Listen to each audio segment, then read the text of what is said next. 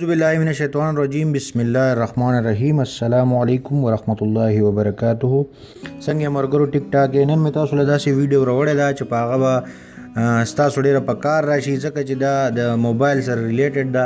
اکثر مرګري د یو بل نه موبایل غواړي او موبایل کې چونکې پرایویسي د کور تصویران اخوا دېخوا دا شیزونه پکې، نو بل سړي له د ورکولو د انسان زړه نه کېږي، خو د بعضې کس نه انسان مجبوره شي او موبایل ولا په لاس کې ورکړي.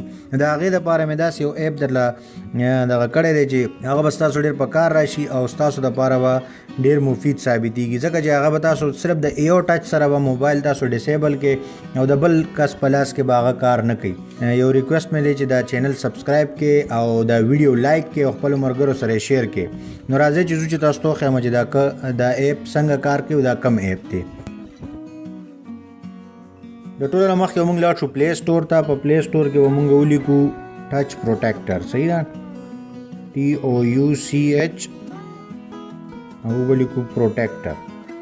چې ټچ پروټیکټر ولیکو دا پهله چې کوم راشي که نه په دې به موږ کلیک کړو. چونکې ما پهله انسټال کړی دی نو زه به دوباره نه انسټالوم، صحیح ده. نو زه به دا اوپن کړم، په دې کې پروکسیمیټي ته لاړ شئ، په دې کې به دا پهله دوه آپشنې لاک کي، دا یعنې دا اوس داسې، صحیح ده، دا به پکې کې آن، صحیح ده. بیا به لاړ شئ لاک ډیزاین ته. چې لاک ډیزاین ته لاړ شئ نو دې کې به هم تاسو له یو آپشن راشي، دې باندې چې کلیک کې نو په دې پهله پریم باندې به کلیک کې، په دې چې په دې کلیک کې نو بس بیا به بیک شي، دا به بند کې، بس دلته کې ستاسو کار ختم شو او دا ایپ به خپل کار شروع کړي.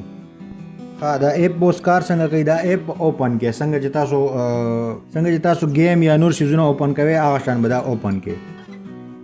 خو تاسو خیال کړي نو د سامسنګ موبایلو کې او ډېرو موبایلو کې د فرنٹ کیمرې طرف ته د بل سایډ ته د کیمرې نه د اپوزټ سایډ ته یو دوه سینسرې لګېدلي. په هغه سینسرو باندې چې تاسو داسې لږ ګوته کېدی نو ستاسو به سکرین لاک شي. داسې لږ ساعت دپاره چې ګوته کېدی نو سکرین به لاک شي، او چې بیا پرې داسې ګوته کېدی نو سکرین به کولاو شي. صحیح شو. نو چې تاسو کله هم چاله موبایل ورکوئ نو داسې لږ یو سیکنډ دپاره په هغه سینسر باندې ګوته کېدی نو ستاسو سکرین به لاک شي او هغه ته به موبایل ډسیبل شي، هغه به پکې څه کار نشي کولی. او چې بیا یې ته واخلی نو چې بیا هغه ځای باندې لږه شان ګوته کېدی نو ستاسو موبایل به واپس کولاو شي. نو دا یو ورکوټه غوندې ټپ او یو ویډیو وه ما چې تاسو سره شیر کړم. ډېره مننه، ډېره مهرباني. چینل د سره لازمي سبسکرایب کړئ، ویډیو لازمي لایک کړئ. ډېره مننه، ډېره مهرباني. السلام علیکم ورحمت الله وبرکاتو.